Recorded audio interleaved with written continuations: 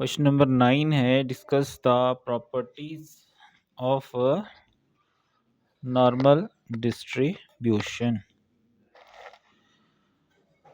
बच्चा थ्योरी जो है वो ज़रूरी होती है अगर आपने एमसीक्यूज करने हैं, डेफिनेशन करनी है, नेक्स्ट क्लासेस में अच्छे नंबर लेने हैं तो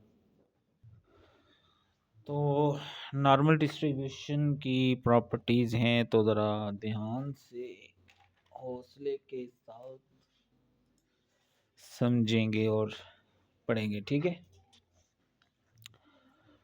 नॉर्मल डिस्ट्रीब्यूशन जो है ये सारी कंटिन्यूस रैंडम वेरिएबल से रिलेटेड होगी हमारे पास, और कंटिन्यूस और आमतौर पर इसमें मीन 0 होता है और वेरिएंस हमारे पास जो है वो 1 होता है, ठीक है।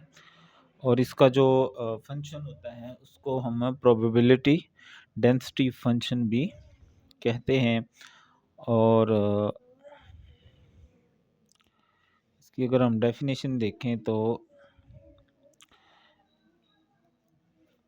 अगर x एक नॉर्मल रैंडम वेरिएबल है तो इसका प्रोबेबिलिटी डेंसिटी फंक्शन इस तरह लिखा जाता है f of x equal to 1 over sigma under root 2 pi e power -1/2 x minus mu over sigma whole square, जबकि x की वैल्यूज़ माइनस इन्फिनिटी से प्लस इन्फिनिटी के दरमियान होती हैं। इसमें सिग्मा जो है वो स्टैंडर्ड डेविएशन ऑफ x होता है, पाई आपको पता ही है 3.14, और म्यू मीन ऑफ x है, और ई जो है बेस ऑफ नेचुरल लॉग होता है।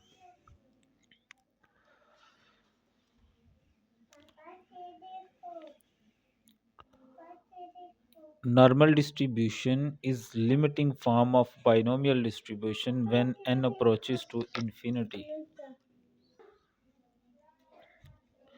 बाइनोमियल डिस्ट्रीब्यूशन जो हम पार्ट 1 में फर्स्ट ईयर में पढ़ के आए हैं, जब p की वैल्यू 0.5 के क्लोज हो और n p ग्रेटर देन 5 हो, जैसे हमने इससे पीछे वाला क्वेश्चन भी किया है, तब ये नॉर्मल डिस्ट्रीब्यूशन को फॉलो करना शुरू कर देता है। It is symmetric distribution where most of the observations cluster around the central peak and the probability for the values further away from mean taper of equal in both directions.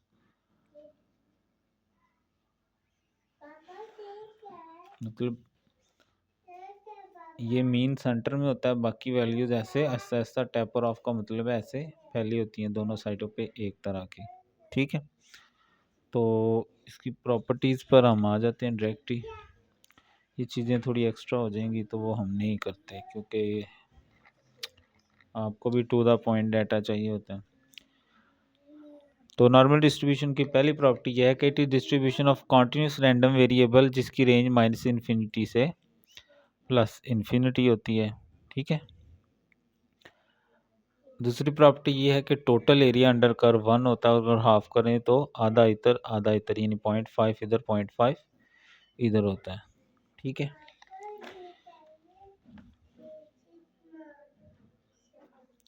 तीसरी property ये है कि जो maximum ordinate है normal distribution में उसके लिए हमारे पास फार्मूला होता है 1 ओवर सिग्मा अंडर रूट 2 पाई, क्योंकि असल में इसमें x बराबर म्यू होता है तो उस फार्मूले में, ठीक है, मज़ीद डिटेल में नहीं जाते, इतना ही रखते हैं, ठीक है। चौथी प्रॉपर्टी ये है कि median quartile and quartile deviation, lower quartile या मीडियन जो है उसको हम x.5 भी लिखते हैं क्योंकि 0.5 का मतलब होता है हाफ और ये मीन के बराबर भी होता है कि अगर ये सिमेट्रिक हो तो फिर मीन मीडियन मोड इसमें तीनों इक्वल होते हैं नॉर्मल डिस्ट्रीब्यूशन में। लोअर क्वार्टाइल के लिए क्या होता है x.25 और ये म्यू -0.6745 सिग्मा के इक्वल भी होता है। ये रिलेशन आपने माइंड में रखना है, एमसीक्यूज वगैरह में ये आ सकता है, ठीक है। अगर वो ज़्यादा डिटेल में मैं जाऊँ ना तो यही घंटे की शायद वीडियो बन जाए, तो हम मोटा मोटा कर लेते हैं।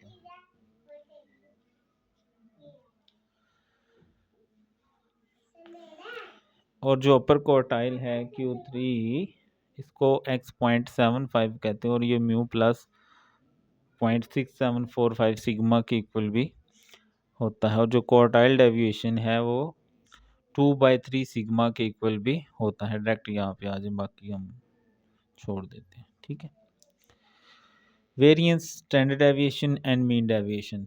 जो नॉर्मल डिस्ट्रीब्यूशन है उसका वेरिएंस सिग्मा स्क्वायर के इक्वल होता है, स्टैंडर्ड डेविएशन सिग्मा के इक्वल होता है, और जो मीन डेविएशन है वो 4/5 सिग्मा या 0.7979 सिग्मा के इक्वल भी होता है, ठीक है।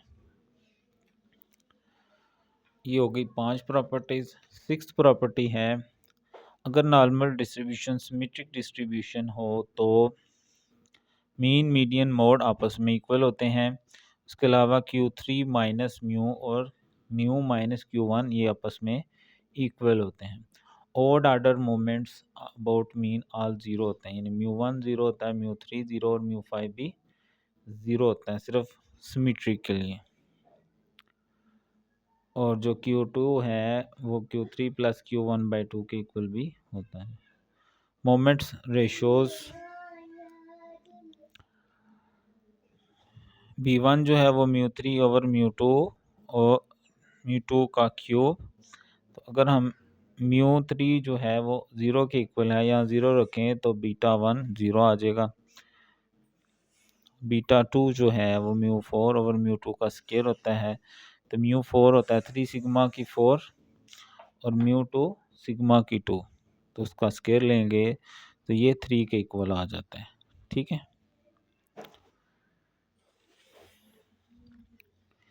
8th property, point of inflection. Point of inflection का मतलब होता है कि ग्राफ जब नीचे आता है और वहाँ से अपनी शेप को चेंज करना शुरू करता है, उसको हम पॉइंट ऑफ इन्फ्लेक्शन भी कहते हैं। तो वो बराबर होता है x बराबर म्यू प्लस सिग्मा और x बराबर म्यू माइनस सिग्मा, ठीक है। पॉजिटिव की तरफ म्यू प्लस सिग्मा और नेगेटिव की तरफ म्यू माइनस सिग्मा के इक्वल होता है। और अगर दो डेटा हों इस तरह हमारे पास म्यू सिग्मा 1 स्क्वायर और म्यू 2 सिग्मा 2 स्क्वायर, तो उसके लिए कंबाइंड रिलेशन होता है x1 plus x2 tilde normal distribution mu 1 mu 2 comma sigma 1 square plus sigma 2 का होल स्क्वायर। उसके अलावा हमारे पास special areas of normal curves भी होते हैं कि probability x less than mu 0.5 और ग्रेटर देन, ये भी 0.5 होता है। म्यू माइनस सिग्मा और प्लस सिग्मा के लिए 0.6827 एरिया होता है हमारे पास, ठीक है। और म्यू -2 सिग्मा और +2 सिग्मा के लिए 0.9545 एरिया होता है हमारे पास। और म्यू ±3 सिग्मा के लिए 0.99 तकरीबन ऑलमोस्ट ऑल एरिया, यानी नॉर्मल डिस्ट्रीब्यूशन में टोटल जो स्प्रेडनेस है वो +-3 सिग्मा के इक्वल होता है। मुंह बंद रखो।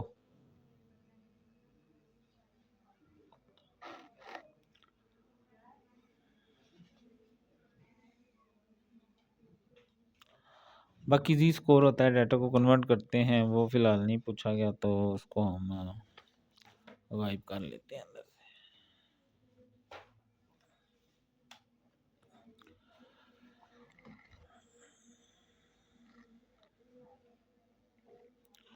आगे है जी मीन 0 है, स्टैंडर्ड डेविएशन 1 है, using area table find probability x greater then 3, probability x less then -2 और between -2 and +2।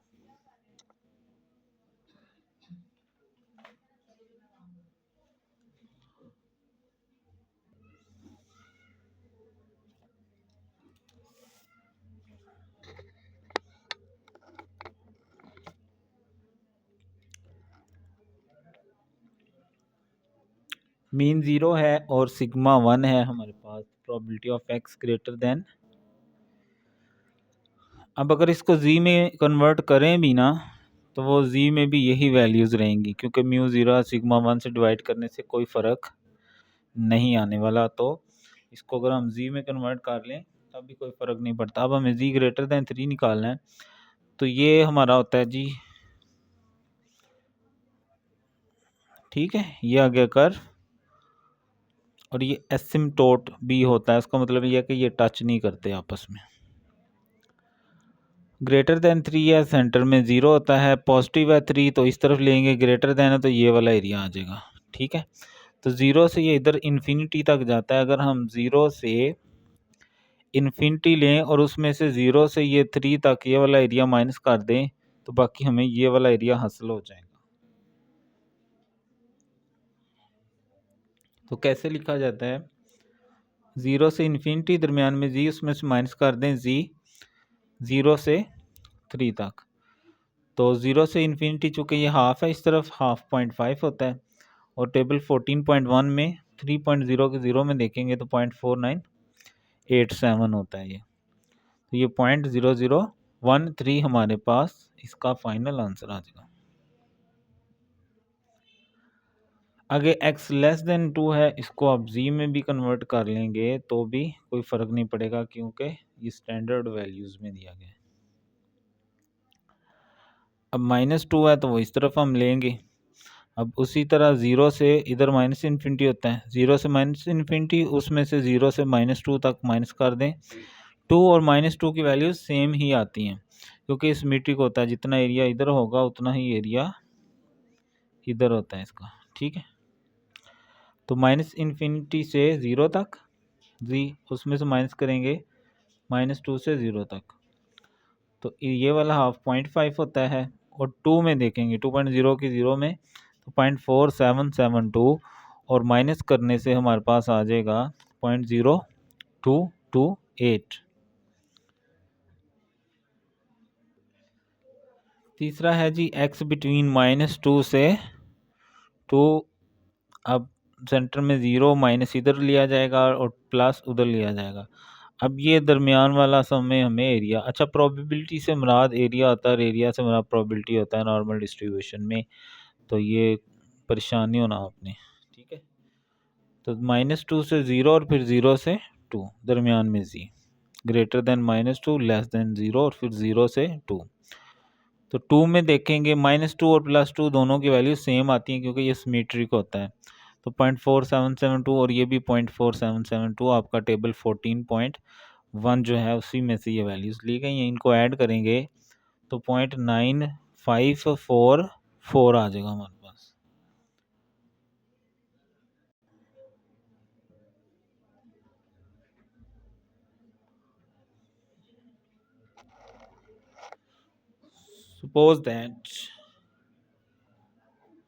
Suppose that weekly earning x are normal distributed mean, ठीक है, नॉर्मल डिस्ट्रीब्यूटेड है, मीन दिया गया है, वेरिएंस दिया गया है, probability between x 8 and 12 find करना है हमें।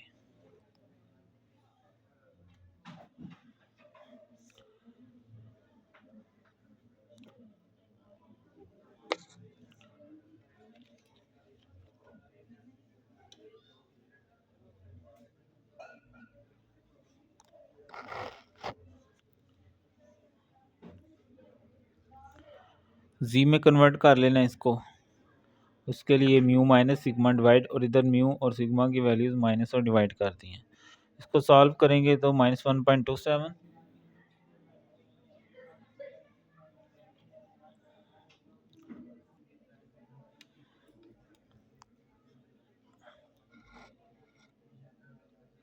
8 - 10.06 इक्वल दबाएंगे, डिवाइडेड बाय 1.6248। ठीक है, राउंडेड वैल्यू ले लेनी है, क्योंकि हमारे पास 3 वैल्यूज़ तक की वैल्यूज़ होती हैं। तो 1.27 इसको राउंड कर लिया मैंने, इसलिए मैंने आपको सॉल्व करके दिखा दिया। ठीक है, ऐसे ही इसको भी आपने राउंड ऑफ करना है, तो ये भी 1.19 आ जाएगा।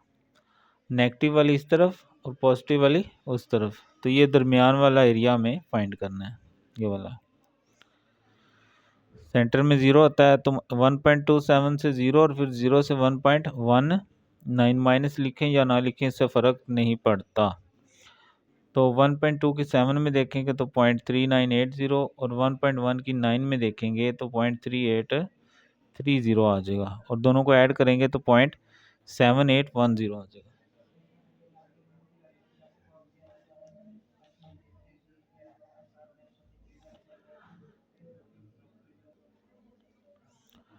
तीसरा पार्ट है, x is normally distributed, mean 0 है, सिग्मा 2 है, find probability of x greater then 0 and between 0.2 and 1.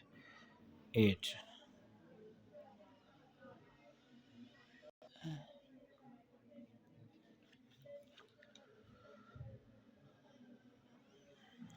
Mu 0 है और सिग्मा 2 है, probability x greater then 0। Mu minus करेंगे, सिग्मा डिवाइड करेंगे, इसको जी बनाने के लिए इधर ये वैल्यूज़ माइनस और डिवाइड हो जाएंगी, तो डिवाइड करने से भी 0 आएगा। तो probability of x greater then 0 अगर हम देखें तो सेंटर में 0 होता है, ग्रेटर देन 0 अगर ये एरिया लें तो ये 0.5 के इक्वल होता है। ठीक है, होता तो उधर भी 0.5 ही है। दूसरा 0.2 एंड 1.8।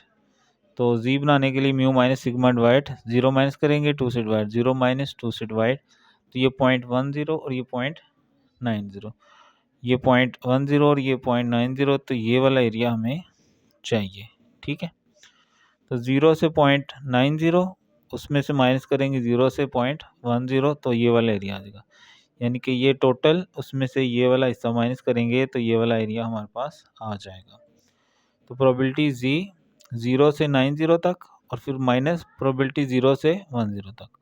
तो 0.9 की 0 में देखेंगे टेबल 14.1, तो 0.3159, और ये 0.1 की 0 में 0.0398 माइनस करेंगे तो 0.2761 आ जाएगा हमारे पास।